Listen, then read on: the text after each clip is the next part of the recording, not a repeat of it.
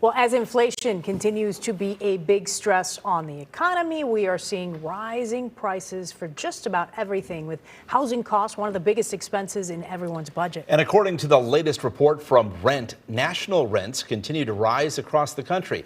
Joining us now to talk more about the April rent report is Kate Terhune. She is the director of brand for Rent and Rent.com. Thanks for being with us.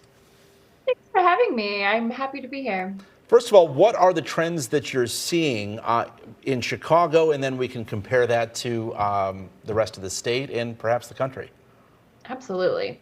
So in Chicago this month, we're seeing rent prices at $2,336.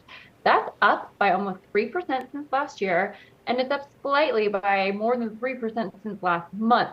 So we're seeing increases in Chicago. Surprisingly, it's a little bit of a different story nationally speaking. Okay, so let's talk about what's happening nationally and how we compare to perhaps some of our neighboring states and the rest of the country. Sure. So data from the Rent Group's most recent rent report shows national rent averages sitting at $1,987. That's up by just 0.75% since last year and relatively flat since last month. So when you start looking at it from a state level, you start to see a huge disparity across the state. With the highest in the country coming in at Minnesota, they saw a 13% increase in their rent prices, yet it's a lower median rent at $1,679. On the other hand, we're seeing states with huge decreases. States like Florida, where there were tremendous growth last year, they're on the list of the steepest declines in rent prices. So think minus 8% since last year at $2,117. So rents in the Chicago metro area have increased 6.8% over the last year or so, with an average rent of about $2,300 a month. How do we look at that and say, okay, well, what is affordable? We want a city that is growing and vibrant, and what triggers, I guess, the alarm bells for people who watch this stuff across the country?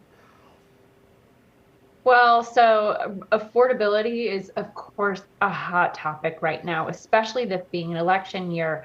And when we start thinking of rising rent prices, we look at why. We look at a variety of factors of what's causing that. Of course, with the housing market and interest rates being as astronomically high as they have been, and they're not coming down, we expect to see rent prices to remain high.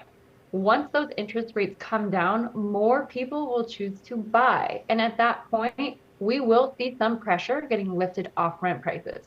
But until then, there's not an end in sight in terms of rent prices rising. Yeah. Now, there are other factors that go into it, like construction, for example. And when we start looking at construction numbers, that can help also. Yeah, and that was one of the things that I told you I wanted to talk to you about, is this idea, and it's been talked about here in Chicago, other cities are looking at it as well, is converting some office space into residential or apartment space. How do you expect that to influence the market? So that's such an interesting trend, and I love it. The trend, nationally speaking, from a construction standpoint, is 50% increase this year versus last year. What that means is there's going to be 50% more units on the market this year than there were in 2023. Now, in Chicago, it's a different story. There's going to be an increase of just 11.5% this year versus last year. So not quite keeping the same pace as the nation. If we were to see more office buildings turn into rental units, that could help tremendously. The more supply we have in market, the more choices renters have, and the less ability our property management companies have to raise rent prices. Of course, it's all about supply and demand. Thank you so much, Kate Terhune, for joining us. You can check out the April rent report on Rent.com, and we've also added a link on our website, WGNTV.com.